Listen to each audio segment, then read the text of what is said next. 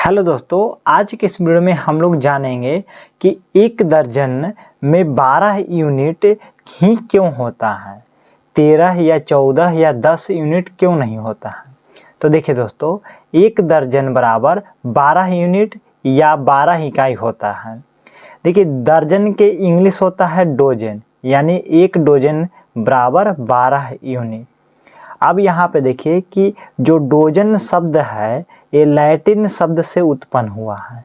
Dozen शब्द क्या हुआ है? लैटिन शब्द से उत्पन्न हुआ है। डोजन के हिंदी दर्जन होता है। अगर बात करें कि दर्जन का हिस्ट्री देखें, इसका हिस्ट्री देखें तो यह प्राचीन काल से ही चला आ रहा है। अब देखिए, इसके बाद हम लोग यहाँ पे देखेंगे कि ऐतिहासिक और व्यवहारिक कारण से हम लोग समझेंगे कि एक दर्जन में 12 यूनिट क्यों होता है। तो देखिए, पहला हम लोग समझेंगे व्यापार में उपयोग। प्राचीन यूरोप के बाजार में 12 की संख्या को एक व्यवहारिक इकाई माना जाता था, क्योंकि इसका आधा, 6 या चौथाई 3 और छठा भाग 2 निकालना आसान था। देखिए, अगर बात करें कि 12, तो 12 का इसका आधा करना, इसके बाद इसका चौथाई भाग निकालना या छठा भाग निकालना आसान था। इससे लेन देन में गलतियों की संभावना कम होती थी। उसके बाद हम लोग जानेंगे कि गणितीय उपयोगिता। तो देखिए, 12 एक अत्यधिक विभाज्य संख्या है, जबकि 10 केवल 2 और 5 से विभाजित होता है। इसलिए 12 को 2, 3, 4 और 6 जैसे अधिक समूहों में बांटा जा सकता है, जो इसे अत्यधिक लचीला बनाता है। देखिए, यहाँ पे देखिए 12 का विभाज्यता इसका क्या क्या है, तो 1, 2, 3, 4, 6 और 12 है।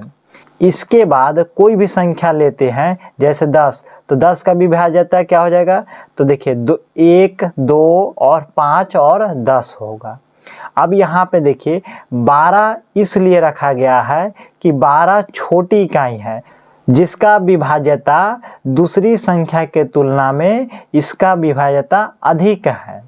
अगर बात करें कि इससे अधिक यानी 12 से छोटा इतना सारा विभाज्यता संख्या नहीं है। अब उसके बाद यहाँ पे देखें, जैसे अधिक समूहों में बांटा जा सकता है, जो इसे अधिक लचीला बनाता है। उसके बाद यहाँ पे देखेंगे गिनती का तरीका। देखिए, कुछ विशेषज्ञों का मानना है कि संख्या का संबंध हाथ की उंगलियों की गिनती से है, जहां अंगूठे के सहारे उंगलियों के 3-3 हड्डियों को गिनकर 12 तक पहुंचाया जा सकता था।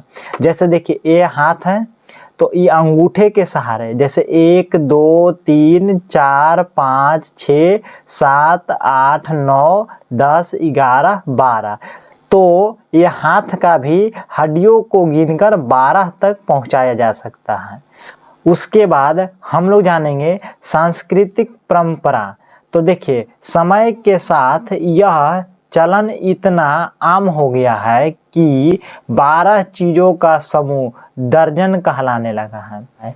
यह परंपरा आज भी जारी है और कई वस्तुओं को दर्जन के हिसाब से ही बेचा और पैक किया जाता है। देखिए, यहाँ पे 12 जो संख्या है, इसको पैक करना भी आसान है। जैसे देखिए, यहाँ पे ये 12 संख्या है। अगर 12 अंडे पैक करना है, तो इसके लिए हमको क्या करना होगा, 3 ऐसे कॉलम बना लेंगे। उसके बाद इधर से 4 बनाएंगे और इधर से 3 बनाएंगे, तो ये जो बॉक्स बनेगा ये कितने होगा, तो बॉक्स में जो डब्बा होगा वो 12 हो जाएगा। अब कोई भी सामान जैसे अंडा, तो 12 अंडे को यहाँ पे दर्शा देंगे। अगर मान के चलिए कि 10 होता, तो क्या हम 10 के लिए ऐसे डबरा बनाते, इस तरह से 3-3 कॉलम बनाना पड़ता। उसके बाद क्या यहाँ पे देखिए 3 कॉलम बनाए तो 3 तरीके 9 हो जाएगा। क्या इसके लिए एक एक्स्ट्रा से इधर से करेंगे तो 10 पैकेजिंग में भी यहाँ पे प्रॉब्लम होता।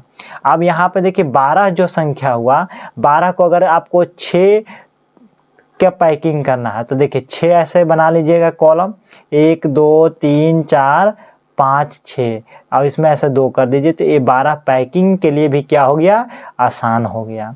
आपको एक दर्जन में 12 ही संख्या क्यों रखा गया है, उम्मीद है कि आपको समझ में आ गया होगा।